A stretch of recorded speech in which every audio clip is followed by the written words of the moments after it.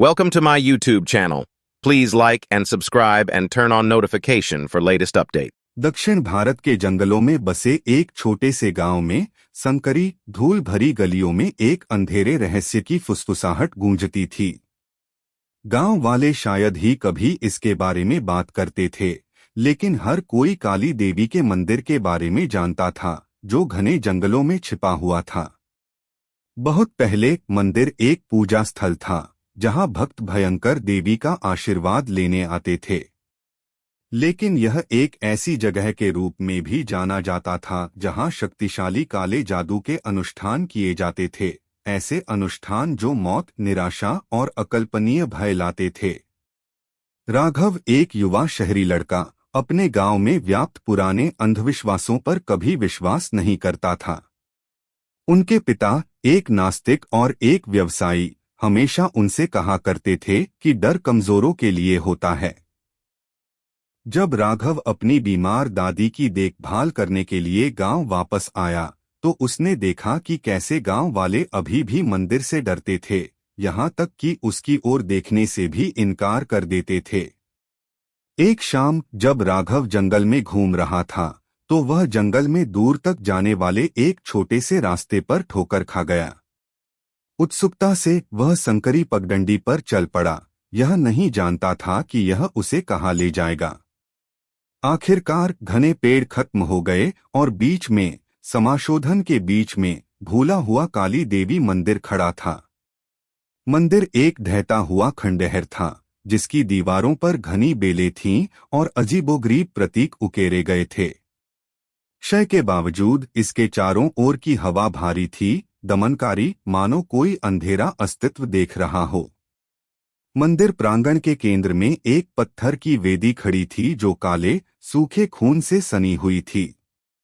जब राघव वेदी के पास पहुंचा, तो उसने कुछ अजीब देखा। एक छोटी सी काले कपड़े की गुड़िया, लाल धागे में लिपटी हुई, और होंबली के साथ एक थाली। ऐसा लग रहा था जैसे कोई हाल ही में वहां आया था, कोई भयावह अनुष्ठान कर रहा था। जैसे ही उसने गुड़िया को छूने के लिए हाथ बढ़ाया, एक तीखी चीख हवा में गूंज उठी। राघव का दिल धड़क रहा था। चीख कहीं से आती हुई लग रही थी, पेड़ों के बीच से गूंज रही थी, हर पल तेज और अधिक खतरनाक होती जा रही थी। अचानक जंगल में अस्वाभाविक रूप से सन्नाटा छा गया। हवा रुक गई और पक्षियों ने अपनी आवाज बंद कर दी। तापमान गिरने से राघव की छाती में जकड़न होने लगी, ठंडी हवा में उसकी सांस दिखाई दे रही थी।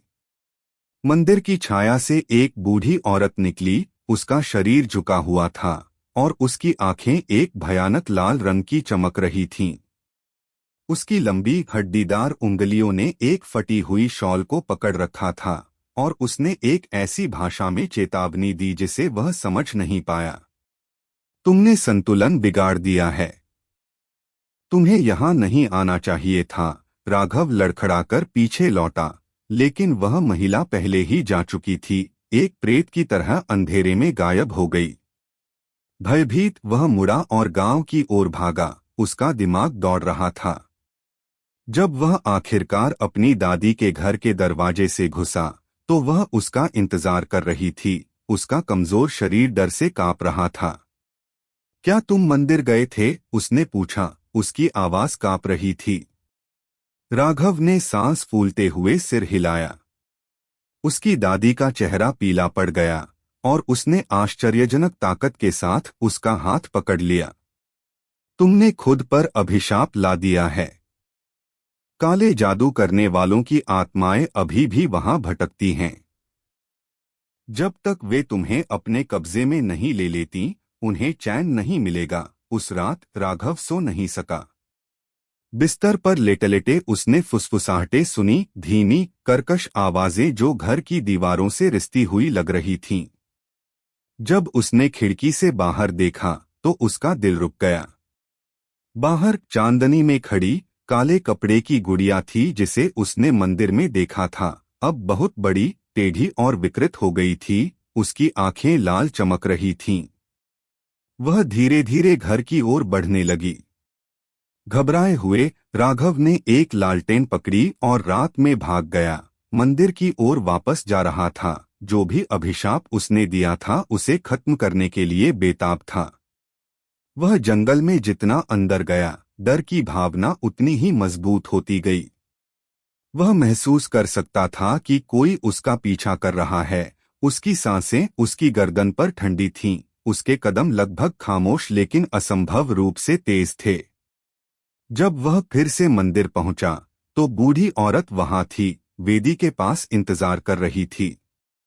तुम भाग नहीं सकते, उसने फुसफुसाते हुए कहा। अनुष्ठान शुरू हो गया है। अभिशाप को तोड़ने के लिए तुम्हें अपनी आत्मा या किसी और की आत्मा अर्पित करनी होगी। उस पल राघव को सच्चाई का एहसास हुआ। उसका भाग्य तय हो चुका था। उसे एक विकल्प चुनना था, किसी ऐसे व्यक्ति की बलि देना जिसे वह प्यार करता है, या फिर काली देवी के मंदिर के अंधेरे में हमेशा के लिए खो जाना। जब प्राचीन साधकों की आत्माएं उसके चारों ओर इकट्ठी हुईं, उनकी आंखें दुष्ट भूख से जल रही थीं, तो उसे पता था कि कोई रास्ता नहीं है। मंदिर उसे कभी भी जीवित नहीं जाने देगा।